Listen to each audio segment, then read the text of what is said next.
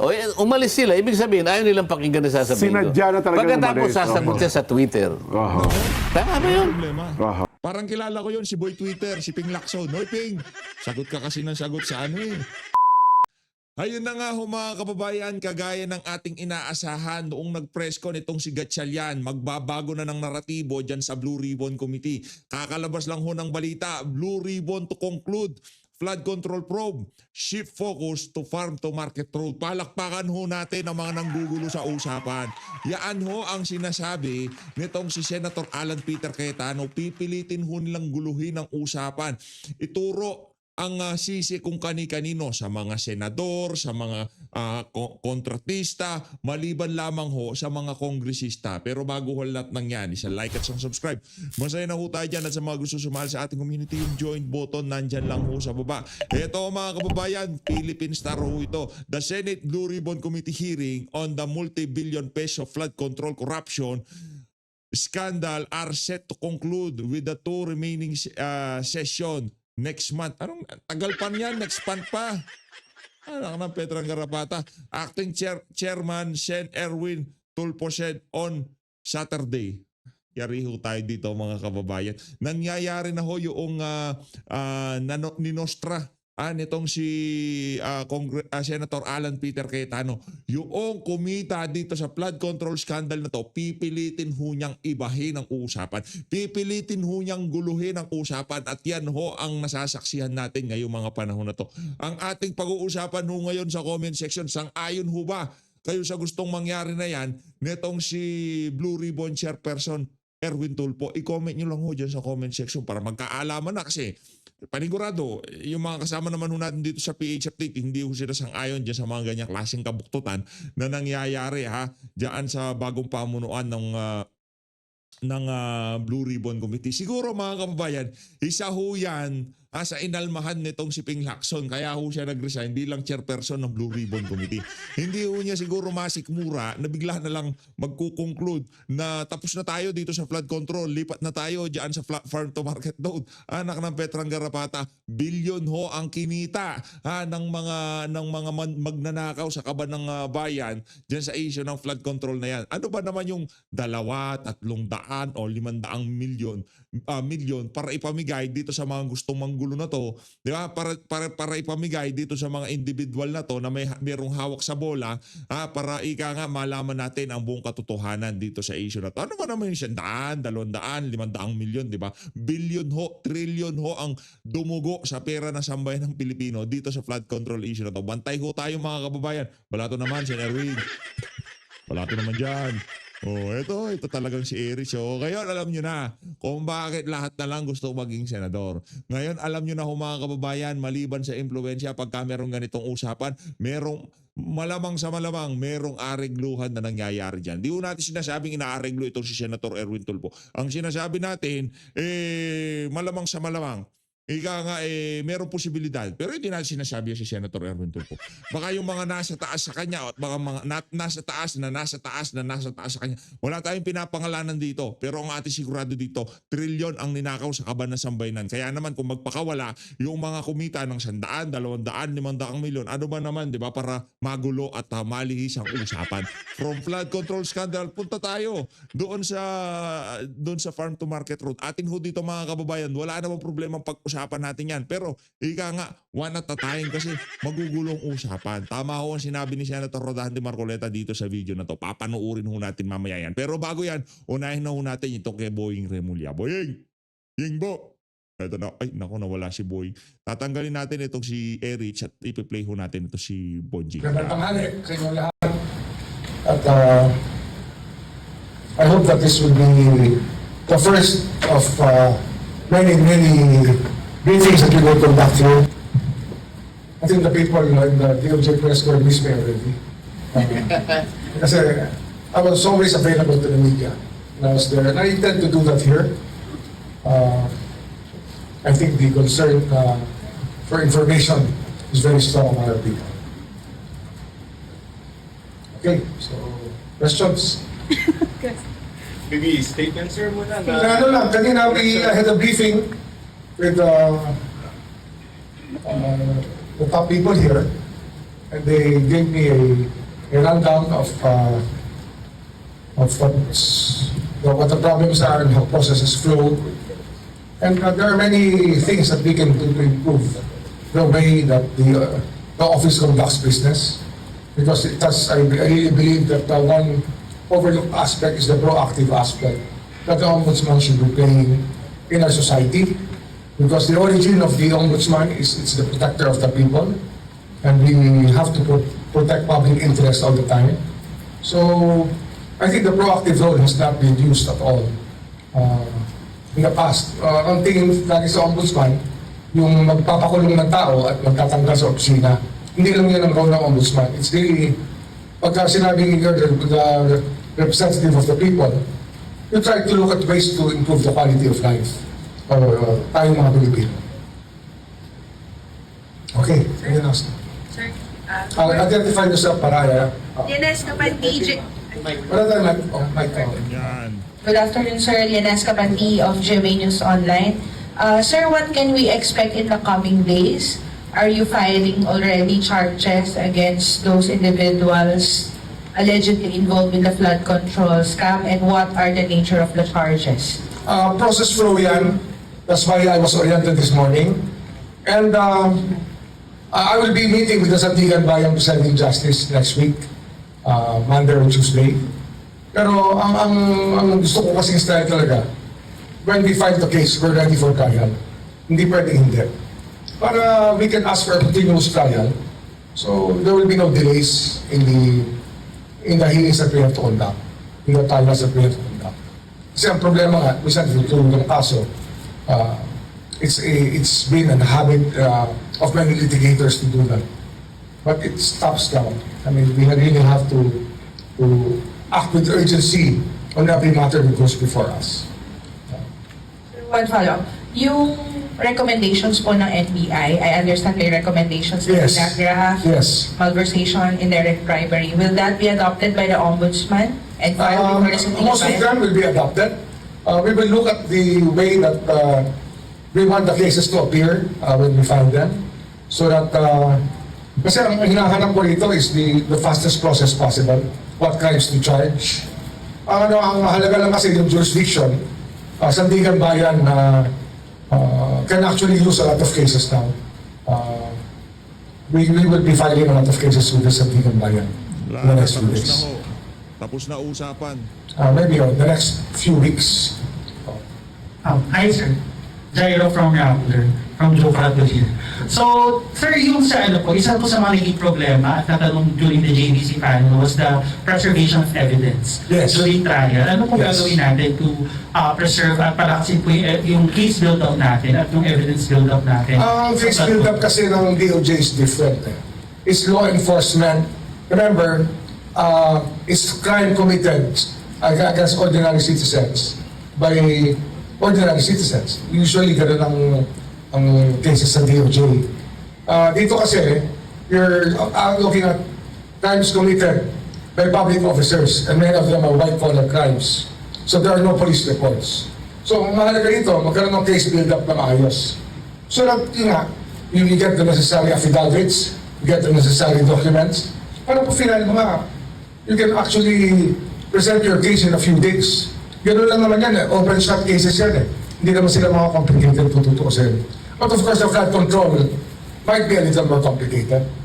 But I will, when I have the dialogue with the Sandigan Bayan, we might, I will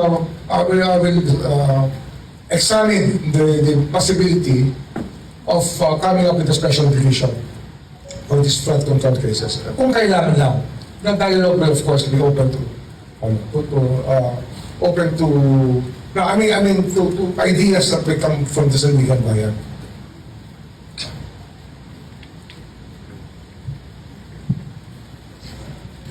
Ombudsman Red Mendoza from the Manila Times. Isa rin po sa mga na-mention niyo po yung pagbubukas ng salin. Na-discuss po ba ito during yung... Hindi namin na-discuss yan, pero it's going to be policy.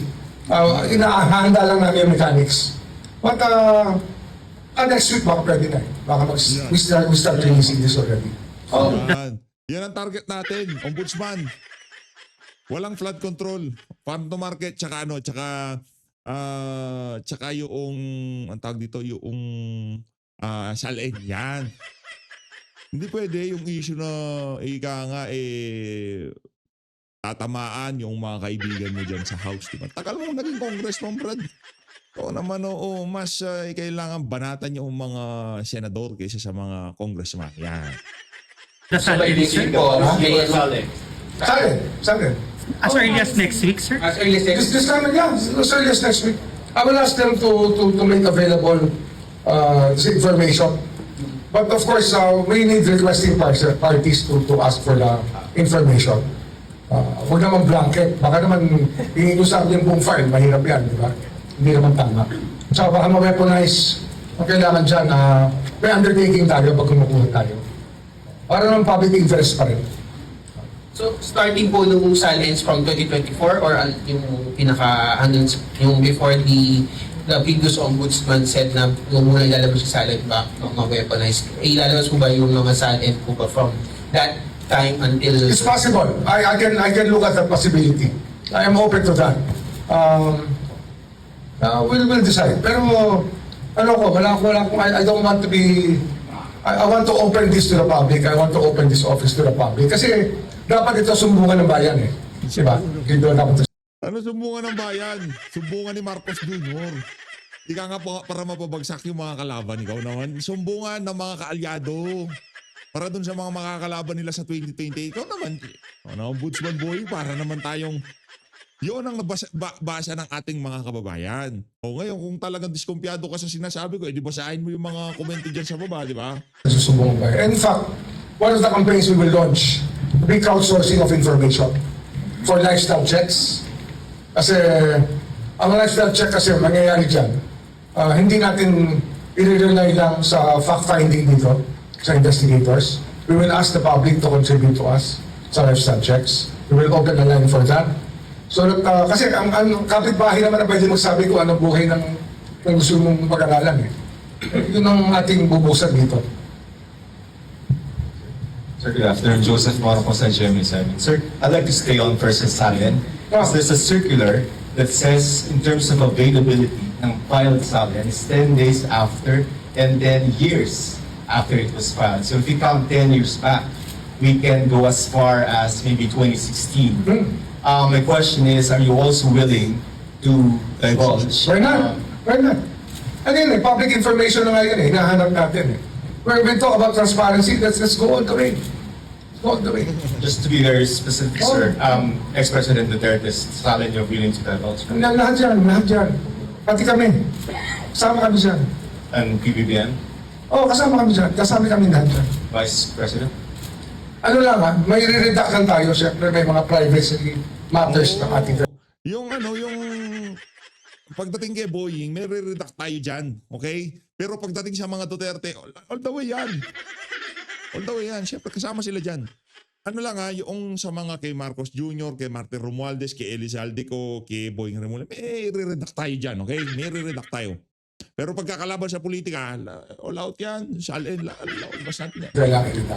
Sir, since it's also policy now, can you outline first, kung paano yung magiging process of accessing salins? Because Wala pa. Yun nga yung process na, kaya hindi ko pa mabuksan, kasi yung process mismo, i-refine namin ng team, tsaka with advice also from the old-timers on how it can be done properly.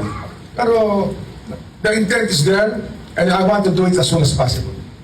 Sir, sorry, I have a second batch of questions focusing on the flood control projects. All right, so of course the public is interested kung sino yung mapapakulong. But right now you have 3 referrals from DPWH and then 2 from COA, and then 1 complaint from the DPWH with regard to the ICC.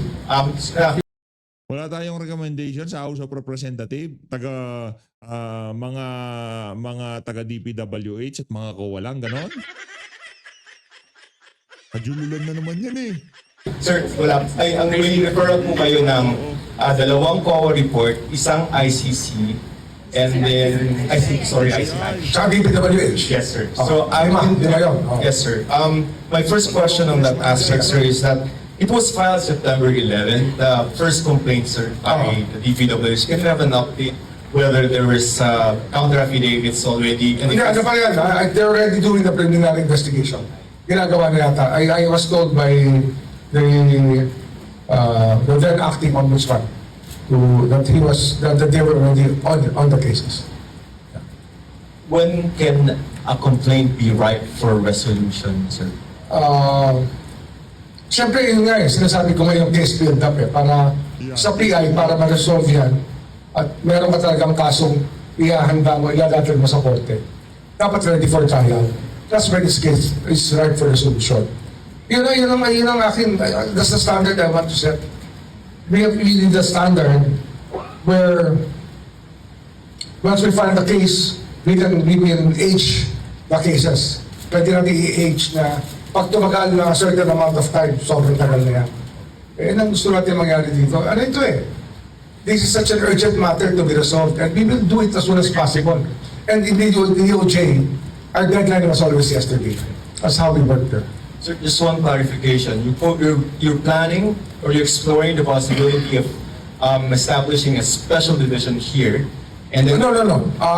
I will ask the permission, or I will ask the Sandigan Bayan, and of course, the Supreme Court will have a hand in it. If we will need a special division to try some cases. in the It's the Sandigan Bayan. yes, okay. Para mas streamline, sir. Para mas streamline. Yeah. And then dire-diretso hearing. Yes. Yes. Okay, sir. Thank you for your time, sir. More questions? Oh. Then, Ambulabay ng Yukayo Manggi. Maliban doon sa binanggit nyo, sir, na flood control, ano ba yung priority na tututukan ng ombudsman? Yung lifestyle check. Lifestyle check. Forfeitures. Oo. Sino unahin nating lifestyle check? Yung anak ng mga ng mga congressman? O baka mga Duterte lang ilang lifestyle check natin, ha? Party. Kaya let's give life to the law. Kasi yung mga law maraming nakalimutan. Kailangan. Kalimutin natin. Brad, law ka lang ng law. Darating ang panahon, ikaw naman ang hahabulin ng law. Batas. Kasi I want crowdsourced information that we will validate para mas mabilis ang takbo ng lahat. Ay larena sa tapat lang, makukuha mo yung titulo. SEC is just one click away. Marami kang ma-validate the information agad. That's what I want to happen. And kanina, ang pinag-uusapan namin kanina, tinatanong ko yung state ng digital technology dito, tsaka yung digital knowledge, kasi ang mga crimes ngayon, cyber warrant na lang ang kailangan mo. Ang telepono will contain all the information. Kahit burado yan, nasa cloud yan. Hindi mo pwedeng burahin ng basta-basta. So, the telephones will contain all the information that you will need.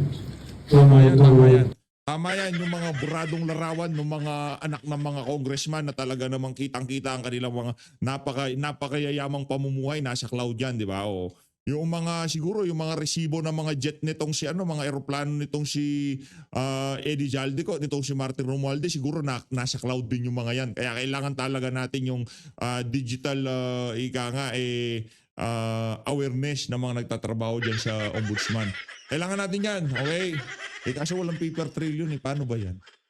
Paano ba natin gagamitin yung ang digital knowledge na yan doon sa mga Rimowa na maleta na merong tagpo 45 million na laman na dinideliver daw di umano kay Zaldico dito kay Martin Romualdez. Ang kailangan natin doon, alam ko na, yan si Master Sergeant Orly Gutesa. Kailangan natin siyang ipakulong para hindi madawit ang pangalan ng mga kaibigan nitong si Boy at nitong si Martin Romualdez. Yan. To file cases. Yung mga kailangan ng mga new things that have to be done here. Well, it's about time that we just started doing it. Last lang, sir, para sa akin. Matitiyak ba ng publiko na katulad ng ginagawa nyo ng kayong sekretary ng DOJ, open sa media, open sa public para at least kayo papanood? Ako, I always give importance to the media. I am a member of the media. I still have a Saturday program on radio. I've been doing it religiously for the last 10 years. Yun ang ginagawa ko. But I started way back in 2005. Naging regular radio person na ako. Kaya sa akin ang relationship with media should be good. Should be good. At saka I have respect for people in media. Ang ayaw ko lang minsan, pag tinututukan ka ng camera ng galing sa mukha mo. Oh, ano yan eh? OA na yan, hindi dapat gano'n, di ba? Oh. Basta hindi kayo maubusan ng story rito. There will be stories that for you to tell because as long as the facts keep coming and the officers move to act on these cases. Pero yung the other side of it, yung proactive, I think that yun nga, we'll be establishing a public interest office here. Public interest office para sa complaints about all agencies. Lahat ng reklamo pwede natin i-process yan, titignan natin. So we can, tsaka yung establishment, again, of the resident ombudsman o sa ibang mga government agencies. I think a lot of agencies will need to have it reinstated kasi walang nagre-remind sa ating mga kaibigan na they're already violating the law. Example sa inyo, contractors, di ba? Parang wala na eh. Hindi na masyadong na-implement eh. Wala nang communication. I know that it's not working anymore. So, we will establish that. Last na lang po. Last na lang po on my end. Well, you mention po na hindi ilalabas pa ang SALN from the president down to everyone in government. Everyone. Basta yan ha, ang ano natin dyan, titignan ko lang ang national security implications. We have to be careful lang. Kasi baka mamaya, pag-piestahan nyo sabihin, hindi, ayaw ilabas, hindi. There are things that you have to keep secret for national security purposes. May mga ganun bagay. I'm sure that you're aware of that. Pero besides that, transparent times na lang. Is the President, nag-usap po kayo ni President BBM regarding possible na paglabas ng mga SALN and is he okay with it po ba? Hindi pa kami nag-uusap tungkol dyan. He gave me a free hand to do what I have to do to fix the mess we're in. Jairo. Sir, last clarificatory questions lang. Yung sa SALN, sir, kasi memorandum po yung 2020. So, will you be issuing a new memorandum? Yes, that's what we have to prepare. Kaya nga yung guidelines niya, yung parameters niya, have to be spelled out. Tsaka yung undertaking din ng requesting party na... Yung steps po, sir. Tsaka, unang-una, dapat hindi mo recognize yan. Diba? We have to respect people also. Huwag naman na, yung information, gagamitin natin sa hindi maganda. Diba? Tapos sir, yun sa lifestyle checks, kasi usually it's under the FIO, the Field Investigation Office. So you will be tasking the FIO to conduct... We will ask them to conduct specific things gathered from crowdsourced information. Kaya tingnan natin kung gaano ka ganda ang lalabas kung the citizens themselves report para maano natin yan, ma-validate natin information and hindi kailangan maghagin. Pambihira, mayroong intelligence and confidential tapos iaasa sa crowdsourcing. Anak ng tokwa, nasa na yung pera ng sambayan ng Pilipino. Ito na ho mga kababayan, paulit-ulit na lang sinasabi nitong si Boeing. Lipat na ho tayo dito kay Senator Rodante Marcoleta. Buti pa to, ito talaga solido to eh. O, Sen. Pag nag-request sila, ano ginagawa nila? Opo, obligado kayo ibigay yung mga dokumento. Kailangan namin, dalhin mo rito si Hernandez. Oho. Humaharap nga sa kanila. Ipatawag sa inyo. Wala ba kaming karapatang tumanggi? Nasaan na yung sinasabi nating system of checks and balances? Nasaan na yung institutional boundaries? Nasaan na yung separation of powers? Separation of powers. Halimbawa, nag-request yung ICI. No.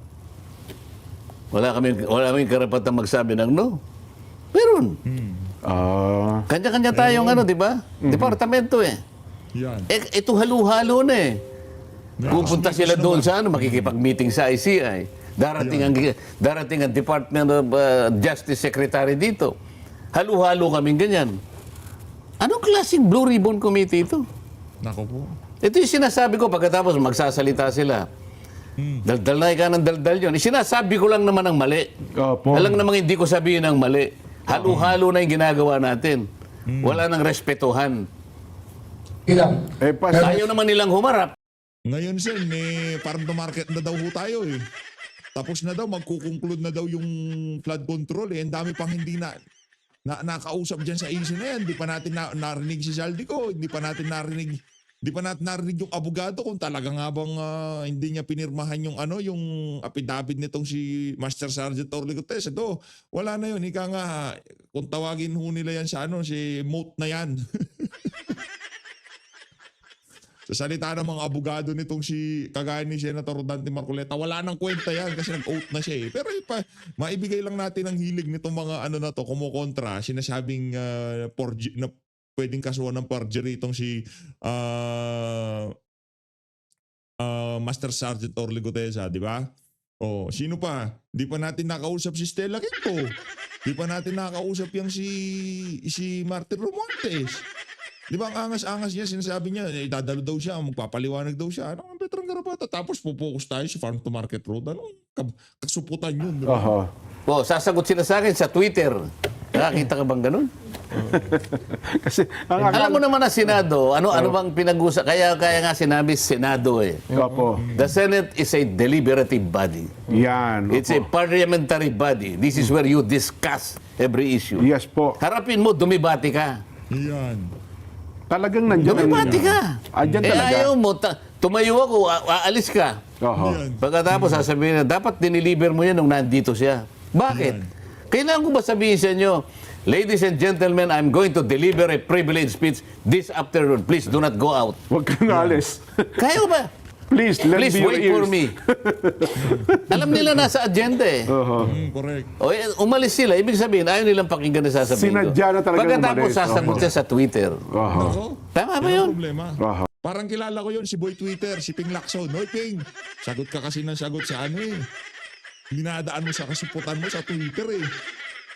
Naman to ako. Magsagutan kayo sa plenaryo nitong aming Senador Dante Marcoleta para tapos ang usapan. Anak ng toko napakaduwag mo eh. Tatago ka sa Twitter account mo eh. Palibasa itong si Sen Dante, boomer to, hindi marunong mag-social media to eh. Yan, magsasalita siya dyan sa saganang mamamayan. Pero yung tipo, sasagutin ka niya sa Twitter, hindi marunong yan. Baka 3310 pa nga cellphone yan eh. Nawawala na yung ginagawa sa Senado at sa Kongreso na dapat nagdidebate, patagisan nito, pagalingan ito di ba? Dapat doon ang labanan sa plenaryo. Basta makipagdebate ka doon. Oho. Kasi yun ang kailangan eh. Kasi kapag yun ay pinag-usapan doon, maglilinaw doon, doon makikita Yan, oho. kung ano talaga yung dapat nating gawin sa magitan ng pakikipagtagisan mo ng idea, ng pangunawa mo sa bawat issue. At saka may pagkakataon naman, Sen, na kapag may punto kayo at nakipag-usap yung iba, kagaya nung dismissal, nung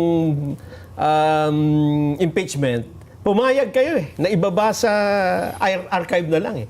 Pero, yun ay bunga ng Debate. Yes. ng pakipagtagisan sa floor. Oo, di ba nakipagdebate naman sila talaga? Oo, di inarap ko naman silang lahat eh. Oo. Nag-privilege speech kayo, tapos nanong kayo. Lahat. Di ba? 6 na oras ako nakatayo doon, di ako umupo eh. Oo. Na-harmonize na naman, di ba? Wala namang di natapos. Ganun dapat. Hindi ba dapat, ba't ngayon ayaw na nila? Kasi ganun talaga ang Senado, ganun talaga ang Kongreso, di ba? Tapos hahanapan ka ngayon ng kahit ano lang, para lang may maipukol sa'yo. Yung asawa ko raw ay independent director ng isang insurance company. Nako, Nandun na yun eh. Oho. Kaya lang, ayaw naman nilang pag-aralan, ano po ba yung independent director? Ang independent director po, kung nakikinig po kayo, mga kasama ko po sa Senado, basahin po ninyo yung bagong corporation code. Ano po? Huwag niyong babasahin yung lumang corporation code. Oho. Kasi yung lumang corporation code, Batas Pambansa number 68 yata yun. Huwag po yun. Luma na. Kasi pag yun ang binasa nyo, wala pa pong independent director doon. Hindi kasama talaga. So bago ngayon, Yan po yung pinagbasihan ng dating Pangulo ng Integrated Bar of the Philippines para atakihin niya ako. okay. Oo, yung dati naming presidente ng IBP, nakakaawa naman. Naging presidente pa naman. Hindi pala sa updated. Hindi ko maintindihan bakit hindi siya nagbabasa ng mga bagong batas. Kami kasi, ang lahat ng abogado, required ka na mag-undertake ka ng tinatawag na MCLE. Yes po. Taon-taon yan. Alam mo yung MCLE? mandatory continuing legal education. Yan, opo. Kahit kasi ikaw ang pinakamagaling na abogado dyan, Nelson, darating din ang panahon mapag-iiwanan ka dahil may nababagong May mga mga bagong batas, batas, May opo. nare-revise na batas. Yes, may Merong bagong na-amend. jurisprudence na ginagawa ang Korte Suprema. Lahat yan dapat updated ka. Eh, ano nga pa po yung independent director? Yung independent director, sang-ayon sa bagong corporation code, kailangan doon sa mga industry, sa mga kumpanya na merong involve yung public interest. Okay. Halimbawa, yung bangko, Aha. kailangan merong independent director yan. So, Insurance. So lahat ng bangko may independent director? Oo, kasi yun ang sinasabi. Oo. Insurance, kasama rin. Yung media. Okay. May independent director. May independent Kailangan- director yan. Ngayon, ano yung role ng independent director? Oo. Siya ba yung may-ari? Siya ba yung may-ari? Ano ang role at saka katangian niya? Aha. Oho. Una, wala kang financial interest dyan Sa kumpanya. sa kumpanya. Wala, ni una bes, wala ka. Wala kang investment, walang ano, gano'n. Pero may sweldo yan, Sen. Eh, siguro yung ano lang, pamasahe mo lang. Tapos, wala kang pagmimay-ari, ibig sabihin. Wala kang shares. Wala kang kinalaman sa management. At wala kang relative sa mga major shareholder, mga Wala shareholders. kang kamag-anak. Sa mga tweed, talagang nandyan ka lang for governance. Ang tawag nga, paminsan-minsan, tinatawag sila ombudsman. Parang sa tanod bayan para ng parang departamento. taga-bantay. Tagabantay ka lang. Oo, Halimbawa, representante ka, no? merong konting pinag-uusapan na ethical issue. Oho. Dahil si Mrs. naman, teacher kasi. Opo, O oho. maring... May kakayahan naman. May ano bang kaalaman. requirements na ganyan? Opo. Doon lang sila pumapasok. So walang connection. Akalain mo ngayon, bangko may ganun din.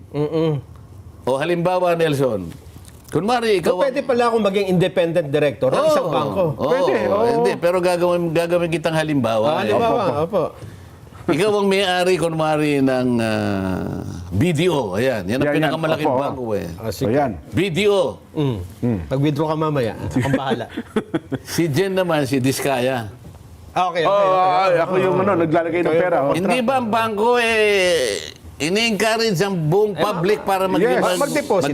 Magdeposito ka sa akin. Oo. Nag-deposit si Jen Diskaya sa'yo. Oo.